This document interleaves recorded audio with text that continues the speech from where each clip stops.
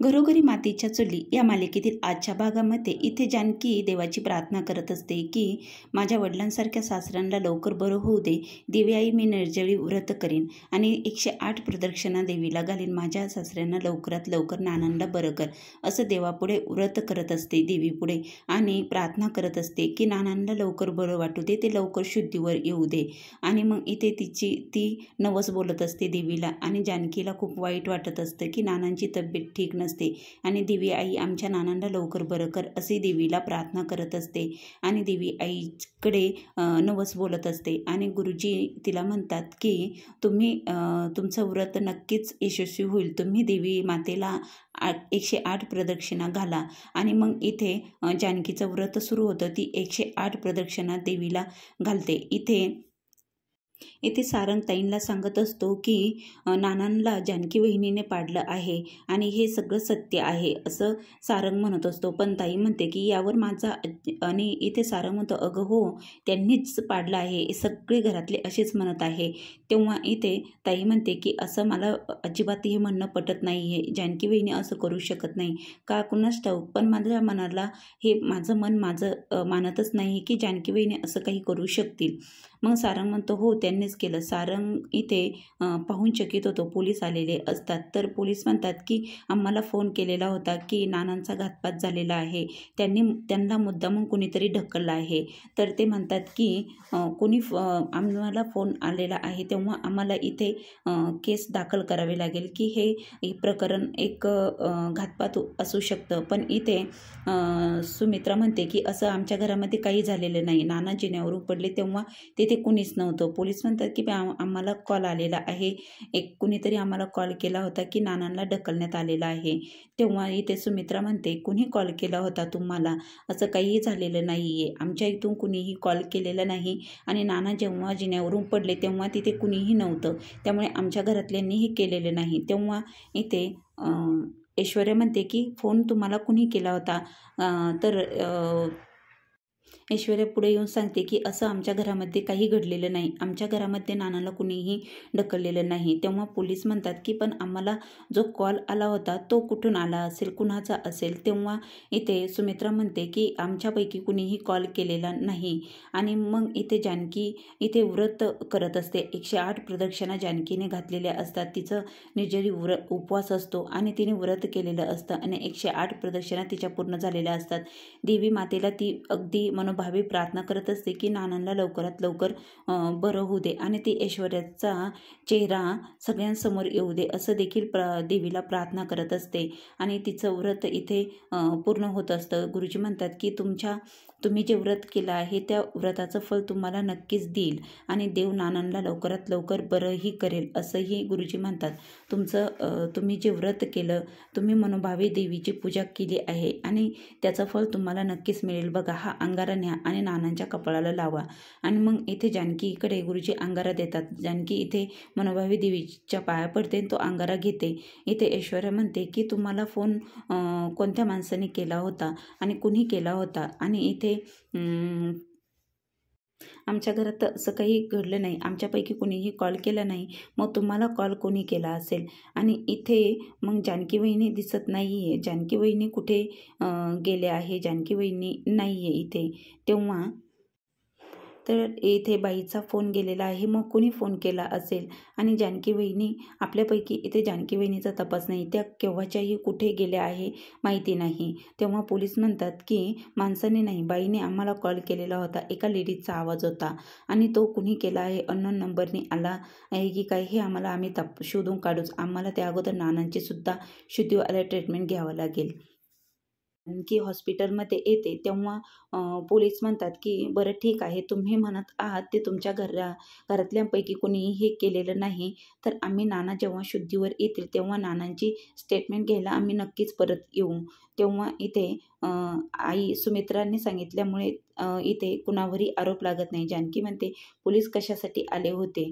तर इथे आणि इथे ऐश्वर्याचं आणि जानकीचं इथेच भांडण सुरू होतं. दोघीही तिथे बोलत असतात. तर जानकी म्हणते की हे मला माहीत नाही हे कसं झालं आहे, हे जे कोणी केलं असेल ते नक्कीच समोर येईल. तेव्हा ऐश्वर्या म्हणते मला सगळं माहिती आहे, कुणी काय केलेलं आहे आणि तुम्ही काय केलेलं आहे वहिनी. तेव्हा इथे जानकी म्हणते की खरोखरच सत्य जे आहे ना ते समोर आल्याशिवाय राहणार नाही आणि सत्य जेव्हा समोर येईल ना तेव्हा सगळ्यांनाच कळेल की कोणी नानांना ढकललं आणि कोणी नानांचा घातपात केलेला आहे हे समोर आल्याशिवाय राहणार नाही.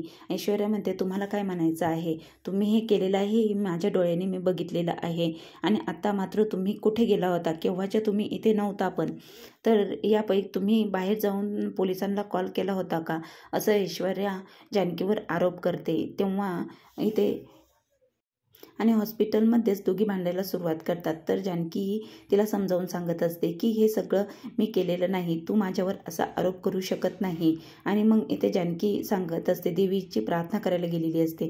तेव्हा सुमित्रा म्हणते ऋषिकेश आणि सारंग समजावं तुमच्या बायकांना, इथे हॉस्पिटल आहे, दोघी कशा भांडत आहे बघा, त्यांना समजावून सांगा जरा, हे काही घर नाही आहे आपलं. आणि नाना जेव्हा शुद्धी येतील तेव्हा बघूच कोणी काय केलं आहे ते. आणि मग इथे सुमित्राला राग येतो आणि सुमित्रा निघून जाते इथून. आणि मग इथे ऐश्वर्या म्हणते की हो खरंच सगळ्यांना इथे जानकीने काय केलं आहे ना ते सगळ्यांसमोर यायलाच पाहिजे. आता बघ जानकीला कसं मी या प्रकरणामध्ये अटकवते, लवकरात लवकर सहजासहजी सुटणार नाही. नक्कीच या घरातून तिची आई हकालपट्टी केल्याशिवाय राहणार नाही, कारण की तिने नानांना ढकललेलं आहे असं इथे ऐश्वर्या म्हणत असते. तेव्हा सुमित्रा इथे जानकी म्हणते की हे काय झालं आहे, खरंच काहीच कळत नाही आहे. आणि मग इथे घरी शेतकरी लोक इथे ऋषिकेशच्या घरी आलेले असतात. आणि मग इथे नौकर दादा म्हणतात की नानांची तब्येत बरी नाही, सगळे हॉस्पिटलला गेलेले आहे, तुम्ही जे काही काम असेल ते मला सांगा. तेव्हा शेतकरी म्हणतात की आम्हाला ऋषिकेश दादाला भेटायचं आहे, त्यांनी आमचे पैसे परत केलेले नाही, आमचे पैसे ते आज देणार होते आणि आज त्यांनी आमचे पैसे वेळेवर दिलेले नाही, आता आम्ही त्यांना सोडणार नाही, कुठे आहे ते लवकर सांगा आम्हाला.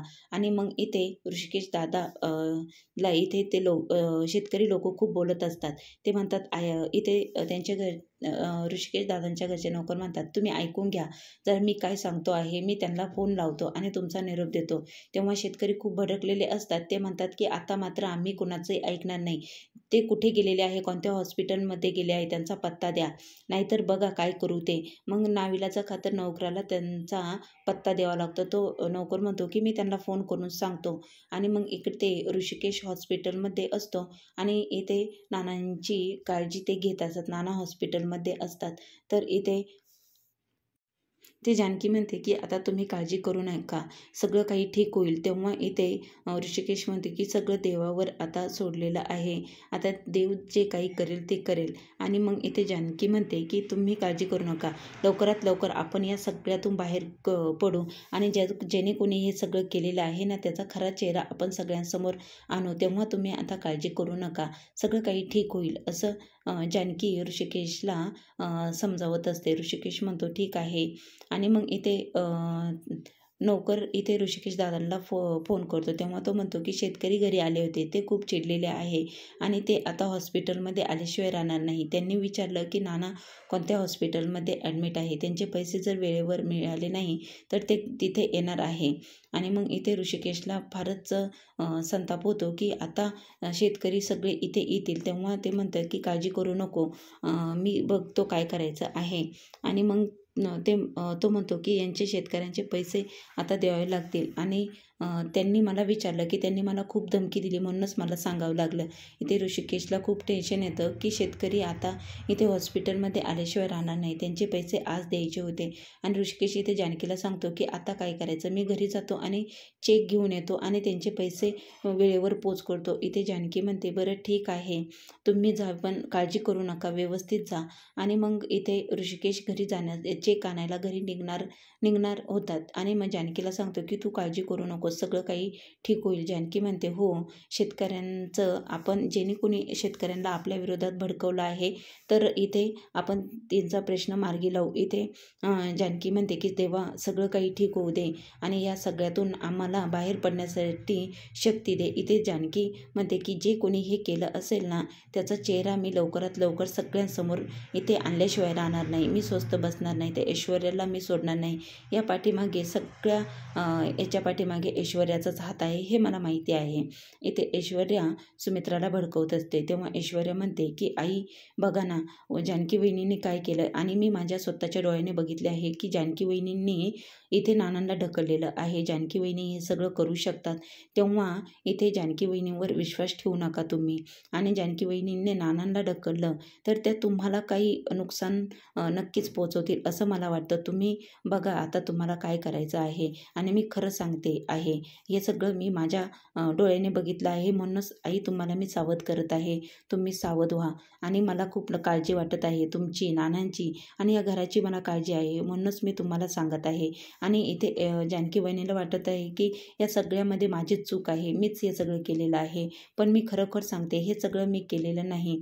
नानांना मी ढकललेलं नाही. आणि नानांना हे ढकलताना मी स्वतः माझ्या डोळ्याने बघितलेलं आहे. पण जानकी वहिनी आता खोटं बोलत आहे. माझ्यावर विश्वास ठेवत नाही. त्या मला या घरातून काढायच्या मागे आहे. म्हणूनच त्या माझ्याबद्दल रागराग करत आहे. आणि हे सगळं कटकारस्थान त्यांचंच आहे आणि हे त्यांनीच केलं आहे. ऐश्वर्या इथे सुमित्राचे कान भरून देते आणि जानकी विरुद्ध त्यांना भडकावून देते. तेव्हा इथे सुमित्रा म्हणते की हे सगळं जेणे कोणी केलं आहे ना त्याचा चेहरा लवकरात लवकर समोर येईलच, तर त्याला मी सोडणार नाही.